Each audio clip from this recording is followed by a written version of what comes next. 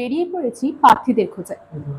আজ আমরা পেয়ে গিয়েছি আমাদের সাথে দার্জিলিং জেলা কংগ্রেসের মনোনীত প্রার্থী অলোক ধারাকে।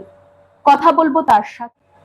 মানুষ জানতে চাইছে যেটা, সেটা মানুষকে আমি ব্যক্তিগতভাবে জানাচ্ছি। ব্যক্তিগতভাবে বলবো না, আমি র্যালিতে যখন যাচ্ছি, মানুষের যখন দরজায় যাচ্ছি, মানুষের কাছে মিশছি, কথা বলছি, আমাদের যে ইশতেহারে যে জিনিসগুলো বলে দেওয়া আছে সেইগুলো সম্পর্কে আমরা বলছি।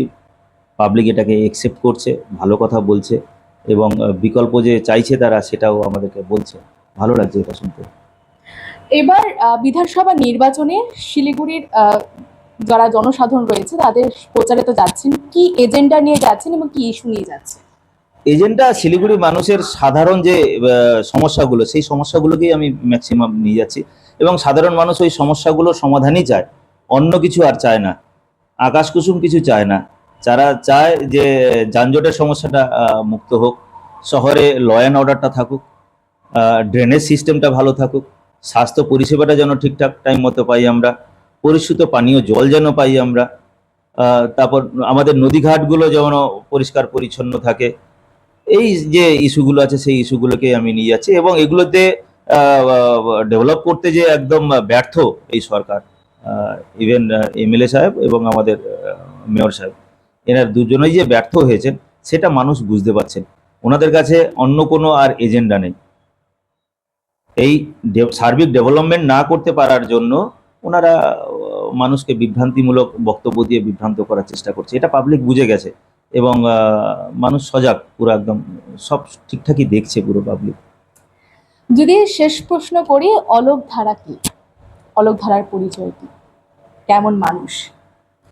এটা তো কঠিন কোশ্চেন করলেন আপনি। এটা তো আমি ব্যক্তিগতভাবে তো পেশায় আইনজীবী, আমি তো আর বেশি আমার গুণগান করতে পারবো না। এটা পাবলিকের কাছ থেকেই আপনি শুনতে পারেন। সব থেকে ভালো হয় আপনি যদি আমার কর্মক্ষেত্র যদি কোর্টে চলে যান, খুব ভালো হবে। ওনাদের মুখ থেকে যদি আপনি শোনেন যে অলোক ধারা, আইনজীবী অলোক ধারা কেমন, তাহলেই হয়তো পরিষ্কার চিত্রটা হয়তো সাধারণ মানুষের কাছে বেরিয়ে আসবে। এটা অনেক কষ্ট করে আর্ন করতে হয়, মানুষের পাশে থাকতে হয়, মানুষের সেবা করতে হয়, কাজ করতে হয়, চিন্তা ভাবনা রাখতে হয় যে হ্যাঁ আমি কাজ করতে এসেছি, এর বাইরে আর কিছু নয়। তো সেই হিসাবে আমি তো মানুষের সেবাই করতে চাই, এবং প্রকৃত অর্থে যে কাজগুলো হওয়া উচিত সেই কাজগুলোই করতে চাই। আমার বিশ্বাস মানুষ এটা জানবে, শুনবে, বুঝবে। কারণ আমি প্রতিশ্রুতি দিতে নয়, আমি কাজ করতেই এসেছি প্রকৃত অর্থে। যদি আমি না করতে পারি, মানুষের কাছে আবার অপশন থাকবে। শিলিগুড়ির মানুষ অনেক সচেতন।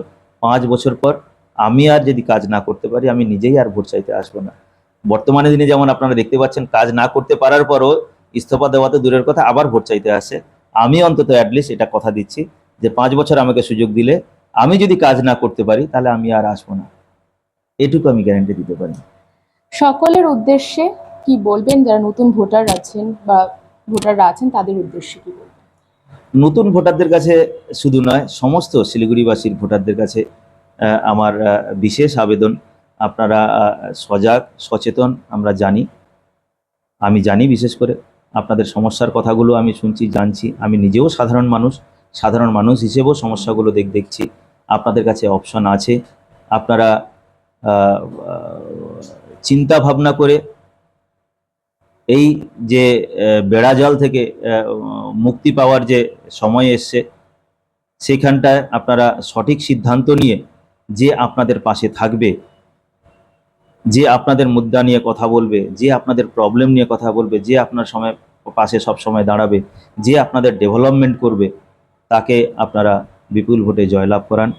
আশাবাদী আপনারা আমাকে সমর্থন করবেন এবং বিপুল ভোটে জয়ী করে নিয়ে আসবেন।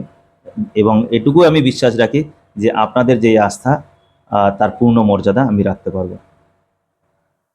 আমরা আমাদের সাথে পেয়ে গিয়েছিলাম দার্জিলিং জেলা কংগ্রেসের মনোনীত প্রার্থী আইনজীবী অলোক ধারাকে। তার সমস্ত বক্তব্য আমরা আপনাদের সামনে তুলে ধরলাম, তার জীবনী আমরা আপনাদের সামনে তুলে ধরলাম।